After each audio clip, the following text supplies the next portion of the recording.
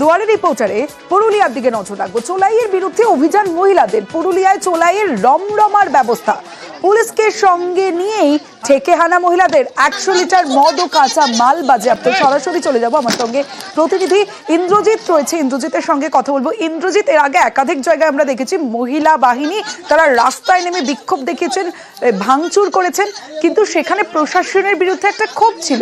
আজ অন্য ছবি, আজ পুলিশকে সঙ্গে নিয়েই ঠেকে হানা মহিলাদের। ইন্দ্র, দেখো তমস্বী, একেবারেই তাই। তার কারণ যে মহিলারা আন্দোলন করছে দীর্ঘদিন ধরে এবং তারা প্রশাসনের সাহায্য নিয়েও আন্দোলন করছে, এবং আজ যেটা ঘটলো একেবারেই পুলিশকে সঙ্গে নিয়ে, আবগারি দপ্তরের কর্মীদের সঙ্গে নিয়ে যেখানে চোলাই মদ তৈরি হয় সেই বেআইনি কারখানায় গিয়ে পৌঁছে যায় মহিলারা, এবং সেখানে বেশ কিছু প্রায় 100 লিটার মদ নষ্ট করে দেওয়া হয়, কাঁচা মাল নষ্ট করে দেওয়া হয়। যদিও আগে খবর পেয়ে পালিয়ে যায় যারা এই বেআইনি মদের ব্যবসার সাথে যুক্ত, তবে গ্রামের মহিলারা যেভাবে উদ্যোগ নিয়েছে তাতে একবারেই পরিষ্কার যে এই গ্রাম সংলগ্ন একেবারেই কেন্দা থানা কেন্দা থানা এলাকার বনসা যে গ্রাম, সেই গ্রামের মহিলারা যেভাবে উদ্যোগ নিয়েছে বা যেভাবে প্রতিবাদ করছে, যেভাবে পুলিশকে সঙ্গে নিয়ে পৌঁছে যাচ্ছে যেখানে মদ তৈরি হচ্ছে বেআইনি, তাতে আগামী দিনে এই বেআইনি ব্যবসা আর এই এলাকায় থাকবে না, তেমনটাই মনে হচ্ছে। এবং এই মহিলারা জানিয়েছেন তারা এই আন্দোলন চালিয়ে যাবে। বেশ,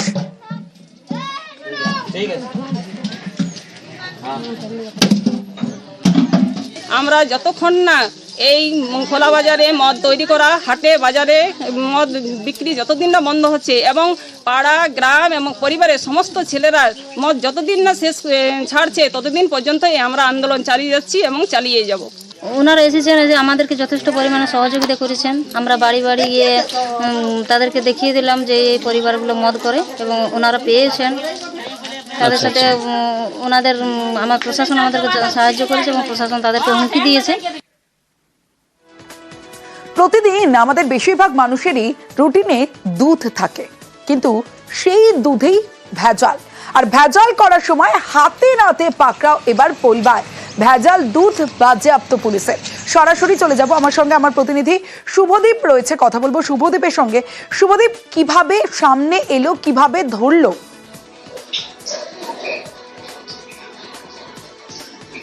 একেবারে দেখো, এদিন পোলবার হোসনাবাদ এলাকায় একটি লাইন হোটেলের সামনে প্রথমে দুধের দুটি গাড়ি দাঁড়ায়, এবং দুধের যে ট্যাঙ্কার রয়েছে সেই ট্যাঙ্কার থেকে ছোট গাড়ির যে কন্টেনার, নীল রঙের যে কন্টেনার রয়েছে, সেখানেই কিন্তু দুধে ভেজাল তৈরি করা হচ্ছিল। দুধের সঙ্গে বেশি পরিমাণ জল এবং বিশেষ এক রকমের কেমিক্যাল মেশানো হচ্ছিল, যাতে জল মেশানোর পরেও দুধের রঙের কোনো রকম পরিবর্তন না হয়, সেই কারণে বিশেষ ধরনের কেমিক্যাল মেশানো চলছিল, এবং সেই দুধই কিন্তু হুগলির বিভিন্ন এলাকায় সরবরাহ করা হতো, এমনটাই অনুমান পুলিশের।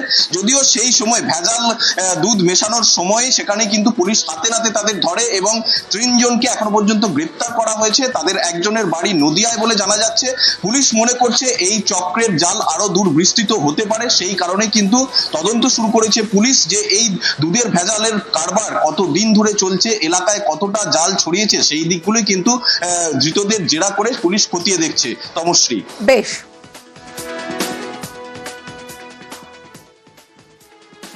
10ই এপ্রিল নিউজ 18 বাংলায় আমরা একটা খবর দেখিয়েছিলাম। কি সেই খবর? নদের পাড় দখলে করা হচ্ছে, আর সেই রূপনারায়ণের পাড় দখল করে জাহাজ কারখানা। 10ই এপ্রিল এই খবর আমরা নিউজ 18 বাংলায় দেখাই। খবর দেখানোর পর এবার ব্যবস্থা প্রশাসনের। কি ব্যবস্থা নিল প্রশাসন? সরাসরি চলে যাব, সন্তু মালিক রয়েছে আমার সঙ্গে। সন্তু, আমরা খবর দেখালাম, প্রশাসন ব্যবস্থা নিল, কি ব্যবস্থা নিল? দেখো, ইতিমধ্যেই যে শ্যামপুর 2 নম্বর ব্লকের ডি মন্ডল 1 নম্বর গ্রাম পঞ্চায়েত আমবেড়িয়া গ্রাম, সেখানে যে মেরামতির জন্য জাহাজটিকে আনা হয়েছে, সেই জাহাজটি কিন্তু সরিয়ে নিয়ে যাওয়া হয়েছে, এবং যে এই জাহাজ কারখানার মালিক শেখ রাশিদুল ইসলাম, তাকে কিন্তু সেচ দপ্তরের পক্ষে তার বিরুদ্ধে শ্যামপুর থানায় একটি এফআইআর দায়ের করা হয়েছে, এবং পুলিশ তদন্ত শুরু করেছে। যেটা ঘটনা শ্যামপুর 2 নম্বর ব্লকের ডি মন্ডল 1 নম্বর গ্রাম পঞ্চায়েতে আমবেড়িয়া, সেখানে কিন্তু বেশ কিছুদিন ধরে একটি জাহাজ আসে, এবং সেটা জানা যায় যে মেরামতির জন্যই এখানে আনা হয়েছে, কারণ নদীর পার কেটে সেই জাহাজকে আনা হয়েছে। এবং এর ফলে কিন্তু স্থানীয়রা একটা অভিযোগ করছিল যে এই যেভাবে পার কাটা হয়েছে তার ফলে কিন্তু রূপনারায়ণের জল এসে বাঁধে খেলে বাঁধ ক্ষতিগ্রস্ত হতে পারে। সেই আশঙ্কা থেকেই কিন্তু এই খবর কিন্তু নিউজ 18 বাংলা দেখানোর পরই প্রশাসনের তৎপরতা বাড়ে, এবং জাহাজ কারখানার মালিক তার বিরুদ্ধে কিন্তু সেচ দপ্তর এফআইআর করলো। বেশ,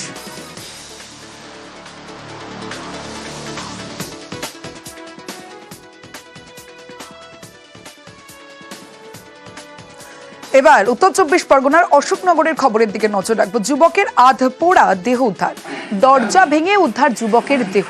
অশোকনগরে দেহ উদ্ধারে রীতিমতো চাঞ্চল্য। সরাসরি চলে যাব, জিয়াউল আলম রয়েছে আমার সঙ্গে। জিয়াউল, এখনো পর্যন্ত পুলিশের প্রাথমিক তদন্তে কি উঠে আসছে, আত্মহত্যা নাকি খুন?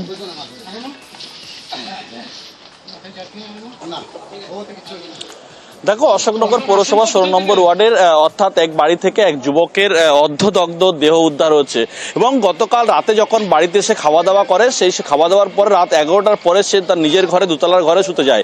কিন্তু আজকে 11টা সাড়ে 11টা বেজে গেলেও তখনও পর্যন্ত এই যুবকের অর্থাৎ বিভিন্ন সময় বারবার ডাকার পরেও কিন্তু কোনো উত্তর পাওয়া যাচ্ছিল না। তখনই পরিবারের লোকজন উপরের ঘরে গিয়ে দরজা আটকানো এবং তখনই ভেঙে দেখে যে ভিতরে অর্ধদগ্ধ দেহ উদ্ধার পড়ে রয়েছে এবং তখনই পুলিশকে খবর দেয়। পুলিশের বা প্রাথমিক অনুমান যে অর্ধদগ্ধ অর্থাৎ তিনি এবং নিচে মেঝেই কিন্তু বেশ কিছু সিগারেটের খোল পাওয়া গেছে। ফলে সিগারেট খেতে খেতেই কিন্তু কোনো রকম ভাবে আগুন ধরে যায় এবং সেখান থেকে যেহেতু একেবারে বদ্ধ ঘর ছিল, তখন এসি চলছিল, ফলে সেখান থেকেই এই যুবকের মৃত্যু হয়েছে। কিন্তু যেভাবে খাটের কিছু অংশ, ওই সময় ওই যুবক বাড়িতে একাই ছিলেন না অন্যান্য পরিবারের আর কেউ সদস্য ছিলেন?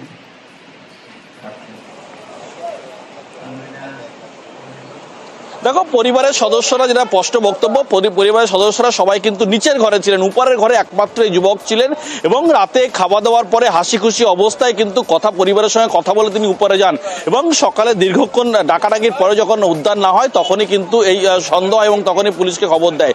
ফলে প্রাথমিকভাবে মনে করা হচ্ছে সিগারেটের আগুন থেকেই কিন্তু এই ঘরে আগুন লেগে যায় এবং সেখান থেকে এই যুবকের মৃত্যু হয়, অর্ধদগ্ধ অবস্থায় মৃত্যু হয়। পুরো ইতিমধ্যেই কিন্তু পুরো ঘটনা তদন্ত করে দেখছে অশোকনগর থানার পুলিশ। কি উদ্দেশ্যে এই যুবকের অর্ধদগ্ধ ঘরে বা মৃতদেহ এখানে পড়ে রইল, সবটাই তদন্ত করে দেখছে অশোকনগর থানার পুলিশ। বেশ জিয়াউল।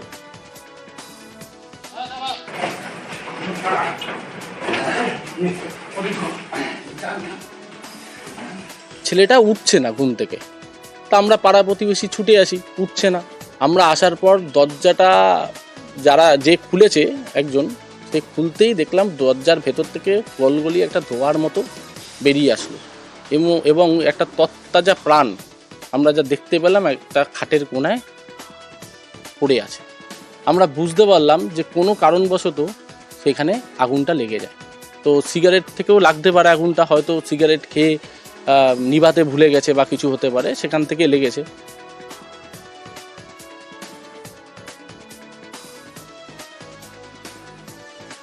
জলপাইগুড়ির মাটিয়ালি ব্লকের মানুষজনের দীর্ঘদিনের দাবি ছিল রাস্তাটা অন্তত পাকা হোক। দীর্ঘদিনের রাস্তার দাবি ছিল, এবার সেই দাবি পূরণ।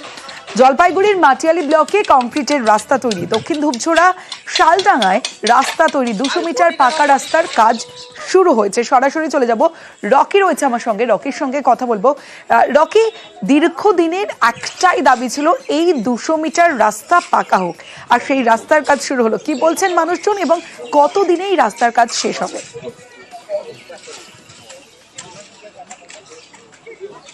তোমাকে বলে রাখতে চাইবো, মেট্রি ব্লকের অন্তর্গত বাতাবাড়ি 2 নং গ্রাম পঞ্চায়েতের এই শালডাঙ্গা এলাকায় দীর্ঘদিন ধরে এলাকার বাসিন্দাদের দাবি ছিল যে সেখানে যে রাস্তা তা কংক্রিটও করে দেওয়া হোক, কারণ বর্ষাকালে তাদের ভোগান্তি চরমে উঠতো। এমনকি স্থানীয় বাসিন্দা থেকে শুরু করে যারা পড়ুয়া ছিলেন তাদেরও যাতায়াতের সমস্যা হতো।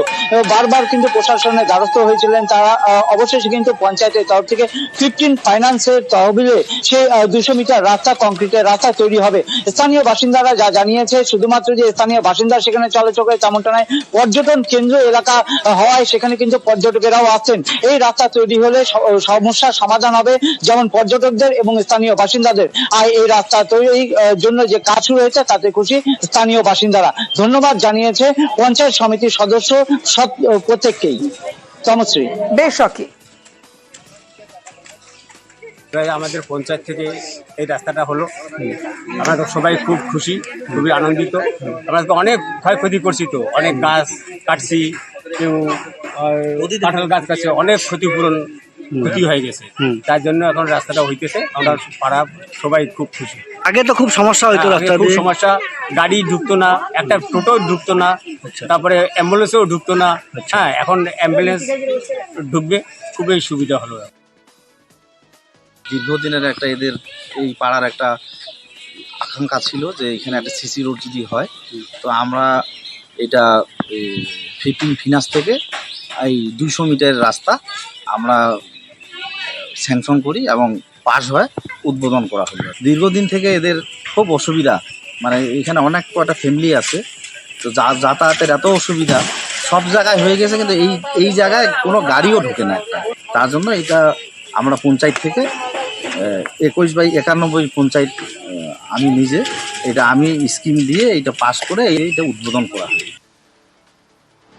হুগলিতে যুবককে কুপিয়ে খুন, রবিবার বাড়ির সামনে যুবককে খুন। 2019-এ খুনের মামলায় অভিযুক্ত নিহত যুবক। জেল থেকে ছাড়া পেয়ে উত্তরপ্রদেশে যায় যুবক। দিন কয়েক আগেই হুগলিতে ফেরে যুবক। আর গতকাল হুগলি স্টেশনের কাছে বাড়ির সামনেই হামলা। হুগলিতে যুবককে কুপিয়ে খুন, গতকাল বাড়ির সামনেই যুবককে কুপিয়ে খুন। 2019-এ খুনের মামলায় অভিযুক্ত নিহত যুবক। সরাসরি চলে যাব, শুভদীপ রয়েছে আমার সঙ্গে। শুভদীপ, প্রাথমিক তদন্তে কি অনুমান পুলিশের? পুরনো শত্রুতার জেরেই এই খুন? একেবারে, যেহেতু 2019 সালে একটি খুনের মামলায় কিন্তু এই মৃত সে কিন্তু অভিযুক্ত ছিল এবং এরপর সে জেলও খেটেছে সেই মামলায়, এবং জেল খাটার পর এলাকা ছাড়া ছিল, উত্তরপ্রদেশে থাকতো দিদির বাড়িতে, কিন্তু কয়েকদিন আগেই এই হুগলিতে লোহারপাড়া এলাকায় ফিরে আসে। গতকাল এলাকায় একটি পুজো ছিল, সেই পুজোর উপলক্ষে কিন্তু বাড়ি থেকে বেরোয় এবং বাড়ির সামনেই তাকে কুপিয়ে খুন করা হয়। পুলিশ প্রাথমিক তদন্তে যেটা অনুমান করছে, পুরনো শত্রুতার জেরেই এই খুন করা হয়েছে। যদিও দেহ ময়নাতদন্তের জন্য চুঁচুড়া ইমামবাড়া হাসপাতালে পাঠানো হয়েছে। পুলিশ এই ঘটনার তদন্ত শুরু করেছে। যদিও মৃত যুবকের যে পরিবারের লোক তারা শাস্তির দাবি করছেন, যদিও পুলিশ এখনো জানতে পারেনি যে খুনি এক না একাধিক ব্যক্তি এই খুনের পিছনে জড়িত রয়েছে, সেটারই তদন্ত শুরু করেছে পুলিশ। তমশ্রী, বেশ, কোনো ঝুট ঝামেলাই ছিল না। আমরা চাই যে মেরেছে স্যার তারা আমরা শাস্তি চাই। এখান থেকে গলা কেটে দিয়েছে, এখান থেকে গলা কেটে দিয়েছে, এই মাথাটার করে দিয়েছে। এখানে কেউ দেখেনি যে কারা ছিল, কতজন ছিল? কেউ দেখেনি। দুদেশে মাছ ধরায় নিষেধাজ্ঞা। ভারত বাংলাদেশে মাছ ধরায় নিষেধাজ্ঞা। দুদেশে একই সময় ব্যান্ড পিরিয়ডের সূচনা। আজ থেকে ভারতের সমুদ্রে মাছ ধরায় নিষেধাজ্ঞা। আরো একবার জানিয়ে রাখি, দুদেশে মাছ ধরায় নিষেধাজ্ঞা, ভারত বাংলাদেশে মাছ ধরায় নিষেধাজ্ঞা। সরাসরি চলে যাব, বিশ্বজিৎ হালদার রয়েছে আমার সঙ্গে। বিশ্বজিৎ, কেন এই নিষেধাজ্ঞা? কতদিন পর্যন্ত এই নিষেধাজ্ঞা?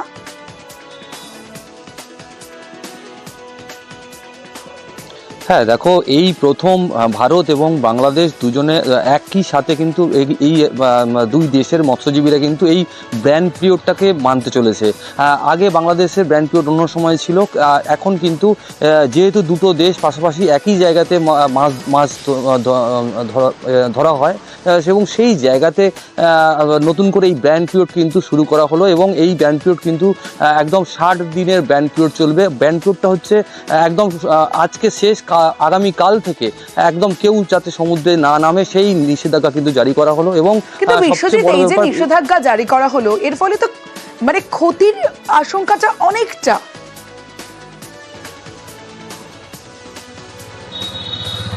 হ্যাঁ দেখো, এই 2 মাস কিন্তু যা মানে কাকদ্বীপ সহ এই সুন্দরবনে যে মৎস্যজীবীরা তারা কিন্তু আবার নতুন করে প্রস্তুতি নেয় পরের বছর যাওয়ার জন্য, এবং তার পাশাপাশি এই ব্যান্ড পিরিয়ডটা থাকে এই সময় ইলিশের প্রজনন সময়।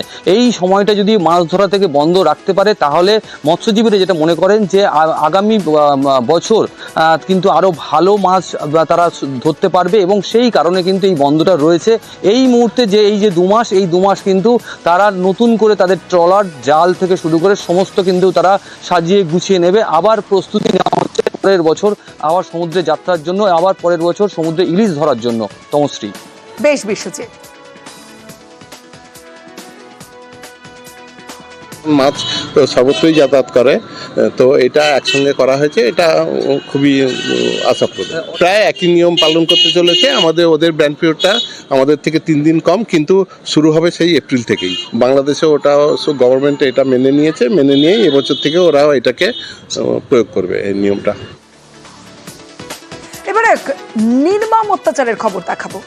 সম্পত্তির লোভ, আর সেই সম্পত্তির লোভ কোন জায়গায় পৌঁছতে পারে যেখানে ছেলের বউ বাবাকে আছড়ে মেরে ধারালো অস্ত্রের কোপ দেওয়া হয় বাবাকে। দেগঙ্গার মুরারিডাঙ্গার ঘটনা, আহত বৃদ্ধ হাসপাতালে ভর্তি। ছেলের বউয়ের বিরুদ্ধে অভিযোগ, আর সম্পত্তি ভাগাভাগি নেই অসন্তোষ বড় ছেলের, আর সেই সম্পত্তির জন্য বাবাকে আছড়ে মেরে ধারালো অস্ত্রের কোপ। দেগঙ্গার মুরারিডাঙ্গার ঘটনা। সরাসরি চলে যাব, জিয়াউল আলম রয়েছে আমার সঙ্গে। জিয়াউল, দুটো বিষয় জানতে চাইবো। এক, সম্পত্তির জন্য এভাবে বাবাকে মারধর করা হলো, বড় ছেলের বিরুদ্ধে যে অভিযোগ, তার কতজন সন্তান রয়েছে এবং অন্যান্যরা সেই সময় কোথায় ছিলেন, এইভাবে কতদিনের ঝামেলা, আর এটার নিষ্পত্তি কি? কারণ এরপরে তো আবারও এই ঘটনার পুনরাবৃত্তি ঘটতে পারে।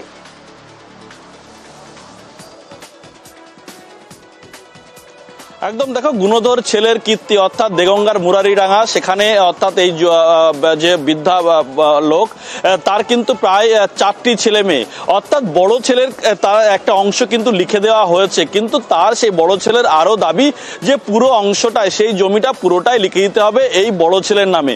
এবং দীর্ঘদিন ধরে এই নিয়ে বাবাকে দীর্ঘদিন ধরে অত্যাচার করছে, মারধর করছে। একাধিকবার কিন্তু গ্রাম পঞ্চায়েতে বসা হয়েছে, কিন্তু কোনো সুরা হয়নি। আজকে সকালে যখন অন্যান্য ছেলেরা যখন মাঠে কৃষি খেতে যায়, সেই সময় একা পেয়ে বাবাকে, অর্থাৎ এই গুণধর ছেলে, তাকে আছড়ে মেরে ফেলার একটা পরিকল্পনা করে এবং আছাড় মারে। ফলে রক্তাক্ত আহত অবস্থায়, তারপরে সেই অবস্থায় তাকে বাঁচাতে না এসে তার বৌমা, অর্থাৎ এই ছেলের বউ, সে কিন্তু ধারালো অস্ত্র দিয়ে শ্বশুরের উপরে আক্রমণ করে। ফলে রক্তাক্ত হয়, একদিকে আছাড় মারা, অন্যদিকে ধারালো অস্ত্রের কোপ। ফলে তাদেরকে উদ্ধার করে সেখান থেকে নিয়ে এসে প্রথমে বিশ্বনাথপুর গ্রামীণ হাসপাতালে চিকিৎসা করা। ইতিমধ্যেই এই গুণধর ছেলের নামে কিন্তু লিখিত অভিযোগ দেয়। তুমি যেমনটি বলছিলে, যদি সম্পত্তি সত্যি যদি না আর কি মিটে যায়, তাহলে তো আবার আক্রমণ করতে পারে। ইতিমধ্যেই কিন্তু থানায় লিখিত অভিযোগ দায়ের হয়েছে। ইতিমধ্যেই কিন্তু যে গুণধর ছেলের অর্থাৎ কঠোর শাস্তি চায় এই বৃদ্ধা বাবা, এমনটাও কিন্তু পুলিশের কাছে স্পষ্টভাবে তিনি নির্দেশ আর কি লিখিত আকারে দিয়েছেন। এবং এই গুণধর ছেলে যদি আবার ছাড়া পায়, তাহলে আরো বড় কোনো ভয়ঙ্কর এই ঘটনা ঘটাতে পারে, এমনটাও মনে করা হচ্ছে। কিন্তু ইতিমধ্যে এলাকার মানুষজন কিন্তু সোচ্চার হয়েছেন যে কেন এই বৃদ্ধ বাবাকে মারধর করা হলো। থানায় অভিযোগ দায়ের হওয়ার পর থেকে কিন্তু ব্যবস্থা নেয়, সেদিকে নজর থাকবে। তো বলা পরে বাপটা ধরে আশা মারলো, মেরে ওর বউ এসে ওই দাঁত হয়ে ধরো মারলো, এখানে কপালে কেটে গেল। আছাড় মেরেছে কে? আশা মেরেছে আমার বড় ভাই, আর বৌদি দা দিয়ে কোপ মেরেছে সম্পত্তির জন্য। ওর যেটুকু সম্পত্তি ওর সেটুকু বুঝতে হয়, তাহলে আমার বোনের সম্পত্তি একশো ঘরের মধ্যে চলে গেছে। 115 জমি ওর ঘরে ঢুকে গেছে, যে বোনের সম্পত্তি। ও তার সত্ত্বেও এখনো মায়ের যাচ্ছে ওই পাশের জমি নিয়ে দখল করছে। কি চাইছেন? বাবা তো বৃদ্ধ বাবাকে মারধর করেছে, কি চাইছেন আপনারা? আমি এইটাই চাইছি, ওকে শাস্তি চাই। বড় ছেলে আকার মেরে তার বউ এই জন্য চুটে মেরে সেই টাইম করতে পারছে। ওর হাতে দাঁত হলো। বড় ছেলে আর বড় বৌমা কেন মারধর করলো? কেন? জমি জমি কি হয়েছে? ওর জমি পাওনাটা দিয়ে দিয়েছি। হ্যাঁ, ওর যেটুকানি, আবার আমার জমি মেয়ের কাছে সব দখল করে। আরো জমি দিতে হবে? আরো জমি দিতে হবে। আপনি দেননি? না। থানায় অভিযোগ করেছেন? হ্যাঁ। কি চাইছেন? আমি শাস্তি চাই। কাদের? আমার ছেলে বোন। পূর্ব মেদিনীপুরে ঝড়, আর সেই ঝড়ে বিধ্বস্ত ভগবানপুর। ঝড়ে বিধ্বস্ত প্রায় 40টা শামুকখোল পাখি। পাখিদের উদ্ধারে ভগবানপুর থানার পুলিশ, বন দফতরের হাতে তুলে দেওয়া হয় পাখিদের। সরাসরি চলে যাব, আমার সঙ্গে সুজিত ভৌমিক রয়েছে, সুজিতের সঙ্গে কথা বলবো। সুজিত, বন দফতর কি জানাচ্ছে? শামুকখোল পাখিরা এখন কেমন আছে?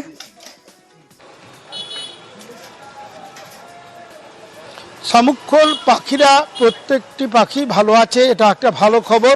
তমশ্রী, যে খবরে আমাদের সকলেই মন ভালো করে সেটা হলো যখন কিনা ঝড়ের দাপটে পাখিদের বাসা ভেঙে গিয়েছে, তাদের যে আস্তানা যেগুলিতে শামুকখোল পাখি এসে বসে সেগুলি নষ্ট হয়ে গেছে এবং তার ফলে তারা রীতিমতো বলা যায় সমস্যায় পড়েছে। সেই পাখিরা 2-4টি পাখি নয় তমশ্রী, একবারে 40টি পাখি, এবং সেই পাখি উদ্ধারে স্থানীয় মানুষজন এবং পুলিশ উদ্যোগ নেন এবং উদ্যোগ নিয়ে সেসব উদ্ধার করার পর তাদেরকে কিন্তু বন দপ্তরের হাতে তুলে দিয়েছে এবং বন দপ্তর ঠিক জঙ্গলে ছাড়ার আগে যা চিকিৎসা করার 2-4টি পাখি যাদের অবস্থা একটু অসুস্থ ছিল, যাদেরকে চিহ্নিত করা গেছে, তাদের সুস্থ করার পরই কিন্তু পশ্চিম মেদিনীপুরের জঙ্গলে ছেড়ে দেওয়ার জন্য তারা ব্যবস্থা নিয়েছে। এই যে ভগবানপুরের ঘটনা, আচমকা ঝড়, তার ফলে লন্ডভন্ড হয়ে যায় পাখির যেগুলো বাসা, তারপরে যেখানে আস্তানা সেখানে তারা বসে এসে, তারপরে কিন্তু এই কথা জানতে পেরে স্থানীয় মানুষ এবং পুলিশের যে উদ্যোগ, সেই ভালো উদ্যোগের ফলে আপাতত 40টি শামুকখোল পাখি উদ্ধার করা গেছে এবং শামুকখোল পাখিরা ভালো আছে, এটাই ভালো খবর। সুজিত,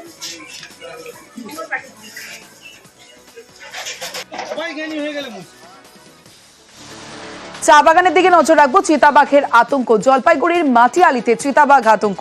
আইভিল চা বাগানে চিতাবাঘ দর্শন। শুক্রবার থেকে চা বাগানে রীতিমতো আতঙ্ক। স্থানীয় মানুষজন তারা আতঙ্কে রয়েছেন। সরাসরি চলে যাব, রকি চৌধুরী রয়েছে আমার সঙ্গে। রকি, বন দপ্তর কি ব্যবস্থা নিচ্ছে?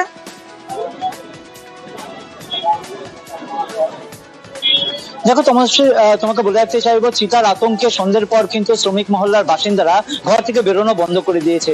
জলপাইগুড়ি জেলার অন্তর্গত মাটিয়ালি ব্লকের আইভিল চা বাগানে রাজ্য সড়কে দিয়ে ঘুরে বেড়াচ্ছে চিতাবাঘ। এই ভিডিও কিন্তু রীতিমতো ভাইরাল হয়েছে। তারপরে কিন্তু আতঙ্কের পরিবেশ সৃষ্টি হয়েছে। বাগান কর্তৃপক্ষের তরফ থেকে বন দপ্তরের কাছে আবেদন করা হয়েছে যাতে চিতাবাঘ ধরার জন্য খাঁচা পাতা হয়। বেশ কয়েকদিন ধরে কিন্তু 19 নম্বর সেকশন এবং 4 নম্বর সেকশনে এই চিতাবাঘের আনাগোনা লক্ষ্য করতে পারছে এবং রাত হলে কিন্তু শ্রমিক মহল্লায় ঢুকে পড়ে সেখান থেকে ছাগল মুরগি তুলে নিয়ে যাচ্ছে বলে সূত্রের খবর। এই ঘটনায় রীতিমতো আতঙ্ক ছড়িয়েছে এবং বন দপ্তরের তরফ থেকে সেখানে খাঁচা পাতা হবে বলে সূত্র মারফত জানানো হয়েছে। বেশ ওকে।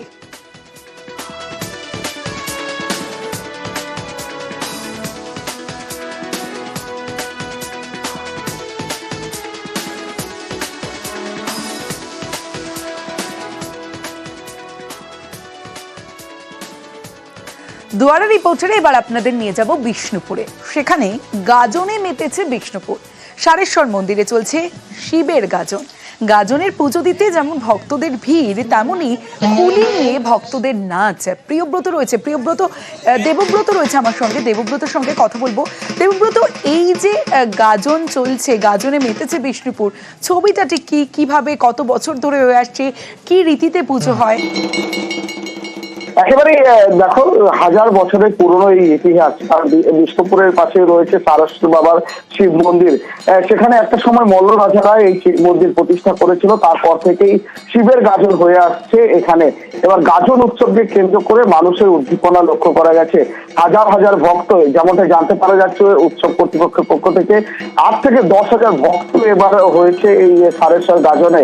প্রথম দিন রাজাভাটা হয়, তারপরের দিন রাত গাজন এবং আজ দিন গাজন। অর্থাৎ এভাবেই পুজো হয়ে আসছে, যেখানে লক্ষাধিক মানুষের সমাগম। অন্যদিকে শুধুমাত্র যে সারেশ্বর তাই নয়, বিষ্ণুপুর মহকুমার যেমন পাত্রসাহের চরগোবিন্দপুর রয়েছে, সেখানে নীল পুজো এবং শিবের গাজন। এই শিবের গাজন উপলক্ষে কিন্তু প্রাচীন প্রথা মেনে মানুষের মাথার খুলি নিয়ে, অস্ত্র নিয়ে নৃত্য প্রদর্শন করা হয়। কারণ বংশ পরম্পরায় এই রীতি রেওয়াজ তারা করে আসছে, দীর্ঘদিন ধরেই এই রীতি রেওয়াজ চলছে। অর্থাৎ এই চৈত্র সংক্রান্তি অর্থাৎ চৈত্র মাসের শেষের সময় একদিকে যেমন সারেশ্বরের গাজনকে কেন্দ্র করে হাজার হাজার মানুষ ভক্ত মেতে উঠেছে, অন্যদিকে পাত্রসাহের চরগোবিন্দপুরে একেবারেই সেই মাথার খুলি নিয়ে যে পুরনো রীতি রেওয়াজ রয়েছে সেটা নিয়েই কিন্তু বিনোদন রয়েছে, পূজা অর্চনা রয়েছে। তাই কিন্তু আজ সম্পূর্ণ হলো। বেশ, সারা বছর অপেক্ষা করেন এই গাজন? হ্যাঁ, খুব। কিভাবে কাটাচ্ছেন এই গাজনের সময়টা? ভালোভাবে, খুব সুন্দর, খুব জাগ্রত। বাবা সবাই আসে, বারবার আসি, কোনো জিনিস পরিবারদের সঙ্গে? হ্যাঁ, ফুল ফ্যামিলি এসছে। কেমন লাগে? খুব ভালো লাগে। এবার আপনাদের নিয়ে যাব হিঙ্গলগঞ্জে। সেখানে দেখাবো ছবিটা, হাজার কালী প্রতিমাকে একসঙ্গে পুজো।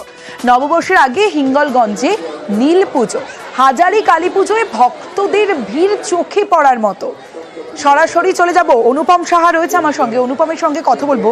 অনুপম, প্রথমেই জানতে চাইবো ভক্তদের ভিড়, কিন্তু এই হাজার কালী প্রতিমাকে একসঙ্গে পুজো, ইতিহাসটা কি?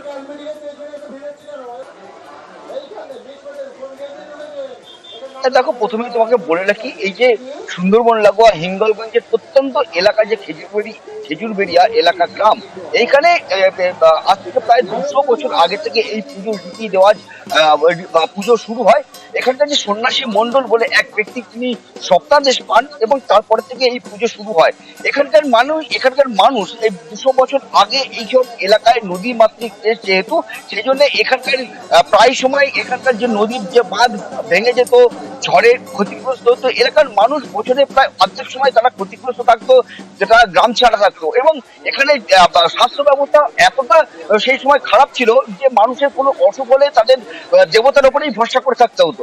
এবং যে কারণে কিন্তু গ্রামের মানুষ কিন্তু সবসময় দেবতার উপরেই ভরসা করতো, তারা পুজো অর্চনা করতো। এবং সেই সময় সন্ন্যাসী মণ্ডল কিন্তু তারা সপ্তাহাদেশ পায় যে এখানে তাদের কালী মার পুজো যদি শুরু করে তাহলে গ্রামের মানুষ রক্ষা পাবে, তাদের ঝড় বাদলের থেকে রক্ষা পাবে। এবং তারপরেই কিন্তু এই পুজো সূত্রপাত হয় এবং সেই পুজো এতদিন ধরে হয়ে আসছে, একই রীতি রেওয়াজ মেনেই পুজো হচ্ছে। এবং শুধু এই রাজ্য, শুধু আমাদের এই রাজ্য না, ভিন রাজ্য থেকেও প্রচুর মানুষ প্রতিমা নিয়ে এসে এই যে নীলের দিন তারা এখানে পুজো হয় এবং একসঙ্গে 1000-এরও বেশি প্রতিমা একসঙ্গে পুজো হয়। এবং মানুষ যারা এই যে এখানে পুজোতে মেতে ওঠেন, বোঝা যাচ্ছে ইতিহাস লম্বা এবং তার সঙ্গে দূর দূরান্ত থেকে শুধুমাত্র এ রাজ্যের নয়, অন্য রাজ্যের মানুষজনও কিন্তু প্রতিমা নিয়ে আসেন এবং তারপরে হাজার কালী প্রতিমার একসঙ্গে পূজা হয়।